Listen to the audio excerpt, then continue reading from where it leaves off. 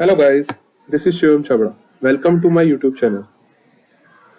आज हम लोग लाइबिलिटी इंश्योरेंस मॉड्यूल का फर्स्ट चैप्टर पढ़ने जा रहे हैं, which is introduction of liability insurance. So इसमें लाइबिलिटी इंश्योरेंस चैप्टर 1 में 4 क्वेश्चन है जिसके बारे में हमको समझना है। बेसिकली 4 क्वेश्चन है। Okay, so the first one is what is legal liability and liability insurance. So legal liability क्या होता है and what is liability insurance. Insurance liability को क्या कवर करेगा। Second is historical background of liability insurance. Liability insurance कहां से आए। Third, basic principle of insurance. Insurance के बेसिक प्रिंसिपल्स क्या है। And fourth is scope and features of liability insurance. So these are the 4 questions which we need to learn in this chapter. पहला है, so first question is what is liability and what is legal liability. तो liability सबको पता ही है। liability means a responsibility, कुछ करने की जवाबदारी। and what is legal liability, अगर legal liability को बोलेंगे तो liability means a responsibility that is enforceable by law. enforceable by law means अगर आपको आपकी कार है, उसको आपने एक गाड़ी ने आके आपको उसको ठोक दिया, तो यू हैव द पर्सन जिसने ठोका है उसकी लीगल लाइबिलिटी बनती है कि आपको वो पैसे दे जितना आपने वो किया है। अगर आपको ये लाइबिलिटी का देखना है क्योंकि वो सामने वाला बंदा पैसे दे नहीं रहा है, तो आप इसको कोर्ट पे लेके जाओगे और कोर्ट डिसाइड करेगा कि कितनी लाइबिलिटी बनती है। तो दैट मीन्स कि you can go to the court or you can go to any law to take advantage of your this contract or your liability. So that is enforceable by law. Suppose pay the compensation of any damages incurred, usually determined by the law. So क्या compensation देना है, क्या damages देना है, जो law decide करे, that is a legal liability. Okay. So now there are 2 types of legal liability. First is criminal liability and second is civil liability. The main thing of civil liability that जो liability insurance cover करता है वो सिर्फ civil liability को cover करता है। Okay?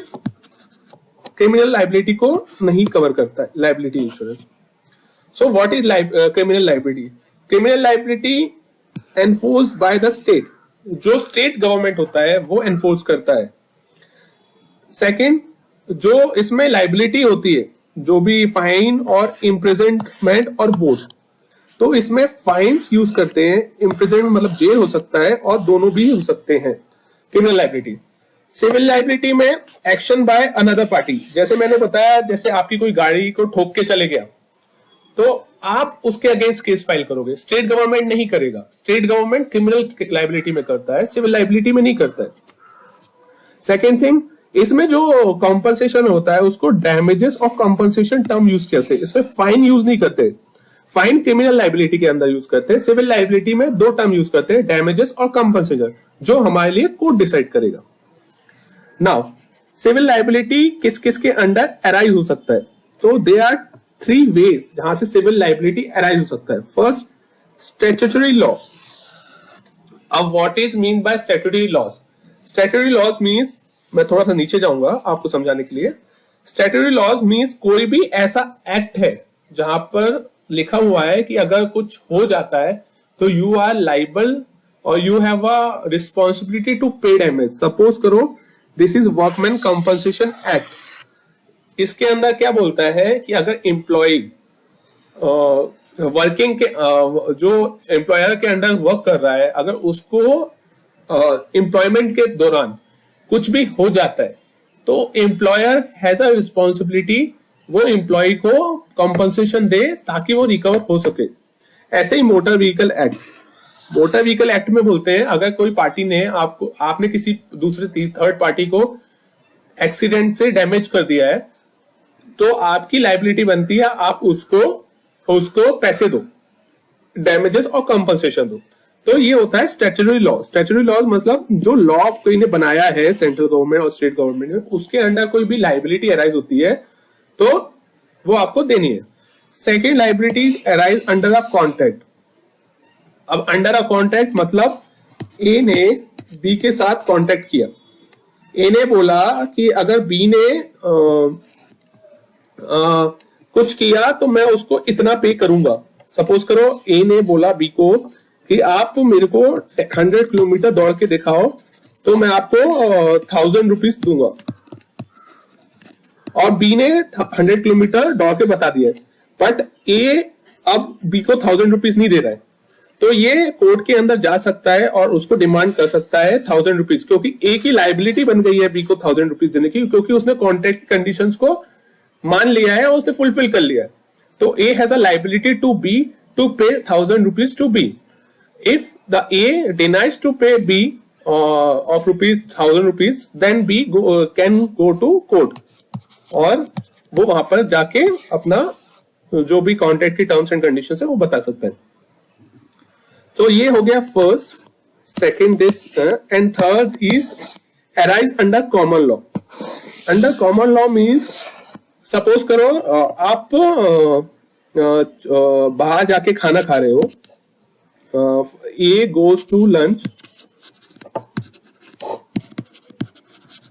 वहां पर कोई बंदे ने आपको मार दिया, आपको चाटा मार दिया, कुछ भी कर दिया, तो उसके खिलाफ आप कहीं भी जा सकते हो। अब आप कोर्ट में जा सकते हो कि इसने मेरे को मारा पब्लिक में, तो it arise under the common law. जो अपना कॉमन लॉ होता है, सपोज करो constitution, you have a constitution, तो जो भी आपको, आपका कॉन्ट्रैक्ट नहीं है, आपका कोई स्टैच्यूटरी लॉ में नहीं है लाइबिलिटी, बट आप जैसे चलते फिरते आपने कुछ खाया, आपको बीमारी हो गई, तो you can file a case against that food product कि आप ये इसने मेरे फूड दिया है, इससे मेरे को तकलीफ हुई है या प्रॉब्लम हो गया या मैं बीमार पड़ गया, हॉस्पिटलाइज हो गया, तो इसके अंदर उसके लिए आपको स्टैट्यूटरी लॉज और कॉन्ट्रैक्ट का वेट नहीं करना। You have a common law कि आप उसके अगेंस्ट केस फाइल कर सकते हो। तो these are the 3 type of civil liability. First is statutory law, second is under the contract, third is under the common law. Okay, now what is liability insurance? So based on the category of liability covered, these are divided into 2 parts. First, insurance covering statutory liability, insurance covering tort liability. Statutory liability मैंने आपको बताया है कि जो statutory law के अंदर से arise होती है। तो there are 3 or 4 type of acts who prescribe the statutory liability. So first is Workmen Compensation Act, second is Motor Vehicle Act, third is Public Liability Act, fourth is Steamship Act. So ये act हैं जिनको हम बाद में एक एक करके पढ़ेंगे अभी इस मॉड्यूल में, तो इसके लिए मैं इसके अंदर अभी नहीं जाऊंगा ज्यादा डिटेल में, मैं आपको एक्ट के नाम बता दिए। Now we go to second category which is insurance covering tort liability. Tort is defined under chapter 2। So जब हम चैप्टर 2 पढ़ेंगे इसको डिटेल में पढ़ेंगे। मैं आपको नॉर्मल बता देता हूं। Insurance covering tort liability means a common judgment. Common judgment जो हमने अभी पढ़ा था ना, कॉमन लॉ जो सबके ऊपर अप्लाई होता है, चाहे वो किसी एक्ट के अंदर कवर हो या नहीं हो, या किसी कॉन्ट्रैक्ट के अंदर कवर हो, ये सब जो जनरल पब्लिक है उसको कवर करता है। तो इसके लिए क्या होता है ना, public liability, professional liability and product liability. अब इसको मैं धीरे धीरे छोटे छोटे टर्म में आपको बता देता हूं, बाद में जो हम मॉड्यूल में लाइबिलिटी मॉड्यूल को आगे के चैप्टर्स पढ़ेंगे तब ये बहुत डिटेल्ड में मैं आपको जस्ट अभी बता देता हूं। पब्लिक लाइबिलिटी मींस अगर आपने कुछ किया, सपोज करो you have a chemical industry, chemical company, उसमें से कुछ गैस आई और पीपल जो जनरल पब्लिक है उसको हार्म की, तो इट इज पब्लिक लाइबिलिटी। तो यहाँ पर कोई कॉन्ट्रैक्ट नहीं था, कोई स्टैट्यूटरी लॉ नहीं था, बट आपका कंपनी से केमिकल बाहर निकला और लोगों को हार्म किया, this is called public liability. Public liability उसको कवर करता है। तो public liability insurance. Professional liability, suppose doctor है, डॉक्टर ने कुछ बिल पे लिख के दे दिया, बाद में वो शायद गलत निकला, या मेडिसिन है जो उसने नाम दिया वो गलत निकल गया, तो उसके ऊपर प्रोफेशनल लाइबिलिटी उड़ गया, तो professional liability insurance. Third is product liability. Product liability, अगर आप जैसे सपोज करो कोई बेकरी प्रोडक्ट खा रहे हो, सपोज करो अमूल का कोई प्रोडक्ट खा रहे हो, उसमें आप उससे आपको कुछ प्रॉब्लम होता है या बीमारी हो जाती है, तो अमूल के ऊपर लाइबिलिटी आ जाती है, तो उसको कवर करने के लिए प्रोडक्ट लाइबिलिटी होती है। So these are the types of liability insurance. First is public liability, अगर कोई पब्लिक हार्म होता है तो उसको उससे बचने के लिए पब्लिक लाइबिलिटी इंश्योरेंस लेते हैं। अगर कोई प्रोफेशनल है जैसे डॉक्टर है, सीए, सीएस है या वॉट एवर अदर लॉयर्स है, अगर वो कुछ गलत कर देते हैं, मतलब गलत ऐसे नहीं करते कि जानबूझकर गलत करते हैं, अगर वो कभी कभार गलती हो जाती है, उसको कवर करने के लिए प्रोफेशनल लाइबिलिटी इंश्योरेंस होता है। अगर कोई प्रोडक्ट से आपको कुछ हार्म होता है या जैसे मैन्युफैक्चरर्स होते हैं, वो प्रोडक्ट लाइबिलिटी इंश्योरेंस लेते हैं कि ताकि वो अपने आप को प्रोटेक्ट कर सके कुछ हार्म से। तो they are two categories basically. First is statutory liability and second is tort. Tort अगर इन सिंपल टर्म्स बोलोगे तो कॉमन लॉ होता है, जो हमने ऊपर पढ़ा। टॉर्ट को बहुत डिटेल में हम पढ़ेंगे सेकंड चैप्टर में, जो टॉर्ट के लिए ही पूरा सेकंड चैप्टर बना हुआ है। सो लाइबिलिटी इंश्योरेंस बेसिकली कैटेगरी ये बनती है, लेकिन हम लोग इसको और भी कैटेगराइज कर सकते हैं लाइबिलिटी इंश्योरेंस को। इसमें होता है प्रॉपर्टी एंड कैजुअलिटी लाइबिलिटी और सेकंड इज फाइनेंशियल लाइबिलिटी। आप इसको ध्यान दीजिएगा, based on the category of liability covered. ये स्टैट्यूटरी लॉ और टॉर्ट का है, ये बेसिक डिफरेंशिएशन है।